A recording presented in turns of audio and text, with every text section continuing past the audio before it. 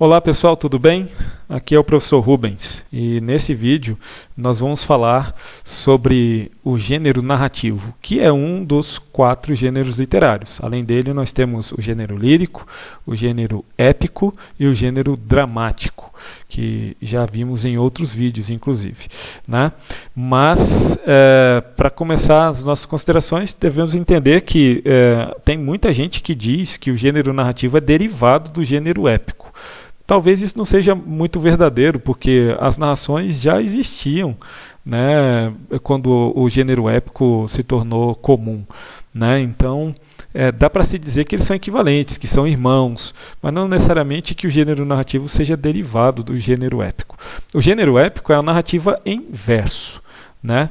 E o texto narrativo, o gênero narrativo, ele se manifesta através da prosa, ou seja, em forma de parágrafos, tá bom? E por conta dessas diferenças da estrutura, do tamanho que esses textos narrativos têm em prosa, né, eles têm aspectos diferentes em relação ao gênero épico, tá? Não é só o formato em si, né? Primeiro devemos levar em consideração que também há que se chamar o gênero narrativo de narrativa de ficção, né?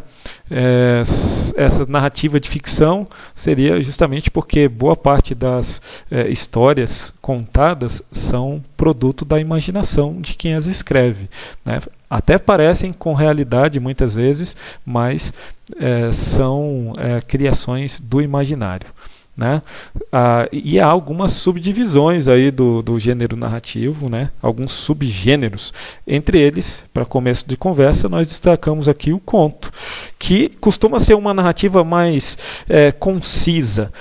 A palavra concisa, esse adjetivo, significa algo mais essencial, que tem apenas aquilo que é necessário, né? E por ser uma narrativa mais concisa, você vai perceber que há um pequeno número de personagens, a história costuma se passar, se desenrolar num pequeno espaço de tempo.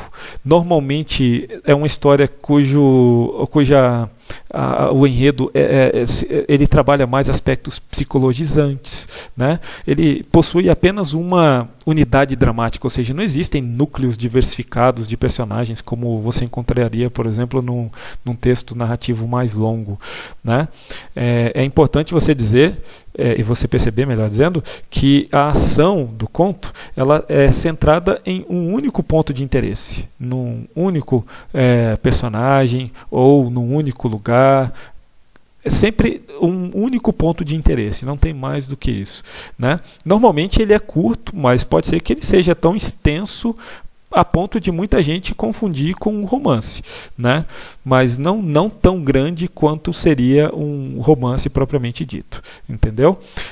A ação dele normalmente parece que a história já está se desenvolvendo quando a narrativa começa, né? E parece que ele já está se encaminhando para o final, para o desenlace, né? Nesse sentido, até dá a sensação de que é uma história tirada de outra história. Tá? Há também o gênero crônica, que como gênero textual, só muito recentemente foi incluído dentro dos gêneros narrativos, porque inicialmente era apenas um gênero de cunho jornalístico. Antes disso ainda era um gênero de registro histórico, né, de acontecimentos, mas com o passar do tempo, esse gênero foi se popularizando e muito recentemente os cronistas fizeram com que, pela qualidade do seu trabalho, pela qualidade dos textos que produziam, né, esses textos se tornassem um texto genuinamente artístico e, portanto, parte da literatura como estudo, né, de texto em que você tem ali não só informação, mas algo além da informação, algo além do informe de algo, de um fato, né? A palavra crônica vem do grego cronos e significa então que a crônica está relacionada com o tempo, né? Inicialmente tinha o significado de algo efêmero, algo passageiro, né?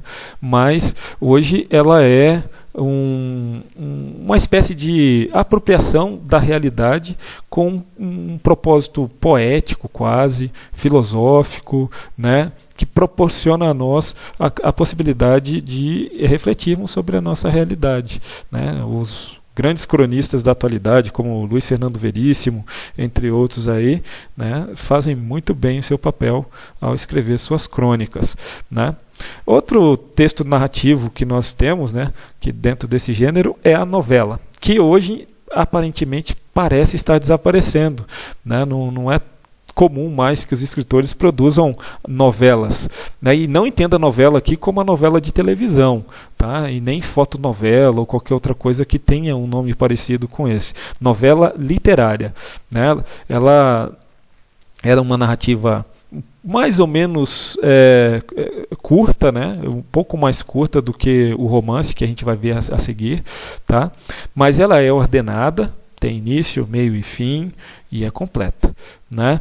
E ela explora acontecimentos que parecem ser verdadeiros, tá? São bem parecidos com aquilo que vive na realidade, mas sem grandes aprofundamentos, sem a preocupação de transformar isso em algo que proponha a reflexão de quem lê, né? Ela tem essa diferença do romance, também marcada pelo narrador imparcial, que pouco interfere na história e só relata aquilo que os personagens vivenciam, tá bom?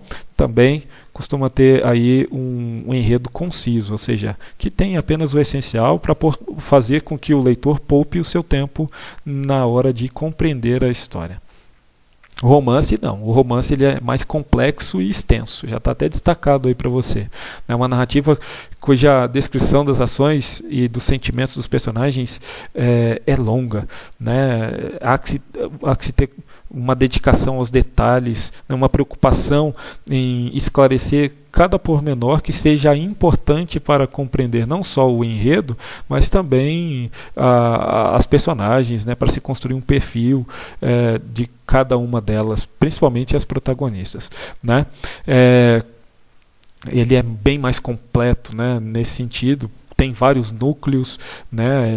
Não gira normalmente só em torno de um personagem, às vezes tem outros personagens que também têm relevância na história, né? E toda a trama narrada no romance, ela costuma culminar para um desfecho que pode ser surpreendente, pode ser um desfecho de final feliz, mas que a história deixe bem claro que houve uma conclusão, houve um fim, né? O romance ele pode ainda se subdividir em vários tipos, né? Ele se tornou muito comum a partir do século XIX, né, com o romantismo, e ganhou o gosto, né, dos leitores, né, e portanto aumentou e muito o número de escritores que produzem esse gênero literário, né? E aí você tem o romance histórico, o romance policial, o romance de ficção científica, de suspense, romance regionalista, romance de capa e espada, a gente também chama de romance épico, romance de aventura também, né? Romance psicológico, romance urbano, entre tantos outros.